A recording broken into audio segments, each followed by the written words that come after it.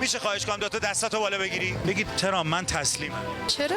باورچی؟ نمیگم برای چی باید این حرفو بزنم؟ نه هیچ وقت نمیگم. بگم تسلیمم؟ بله. نه هیچ وقت این حرفو نمیزنم. احترام کیه من تسلیمم؟